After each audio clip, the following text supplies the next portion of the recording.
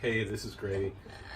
So in this video, we're going to talk a little bit about checking pH levels, checking for the consistency of the nutrient solution and how that works.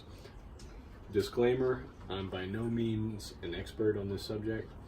I've just done a ton of research and tried to do the best I can. So first things first, we have a clipboard. It's very important that we write down everything by date. If you add to your reservoir, that's what I like to write down, how much I add.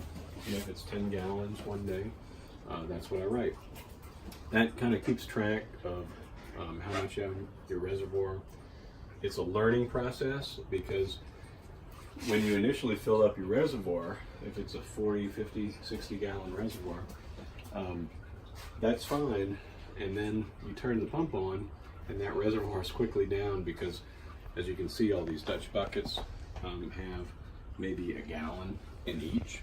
So that's 12, 15 gallons right there. The rail system probably adds another 10 or 15 gallons.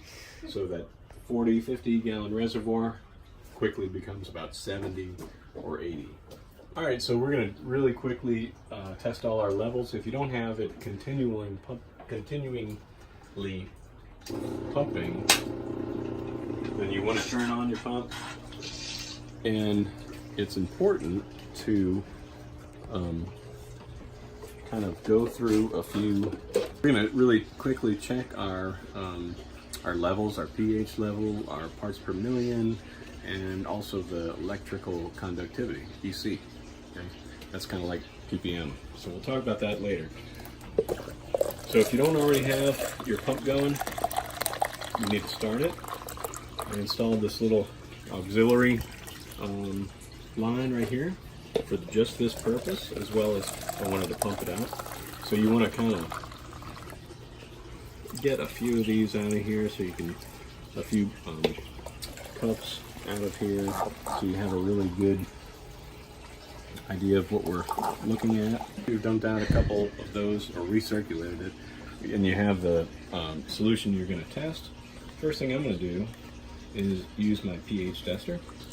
Very simple. And you can see here, pH is at 5.87. So my target range for the pH is about 5 to 6.5. I know that's pretty broad, and a lot of people have very narrower ranges, but that's what I have just as a beginner. The thing we're going to do is check the parts per million, or ppm. I have this handy dandy gauge.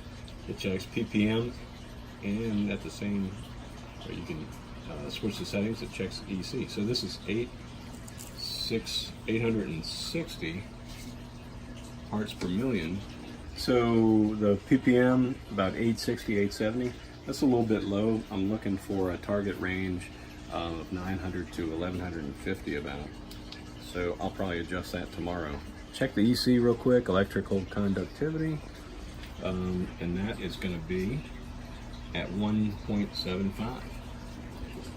Again, that's a bit low. That runs parallel with the EC, I mean with the ppm. What I'm looking for the EC is probably 1.8 to 2.3. So again, a little bit low, probably fix that tomorrow. I use General Hydroponic, the triple set nutrient solution. And it's a learning process. Probably not gonna add a whole bunch.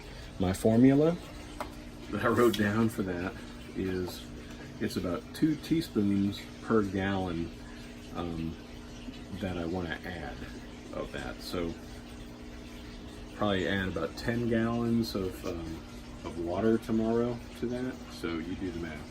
2 teaspoons of nutrient solution each gallon per my triple nutrient solution.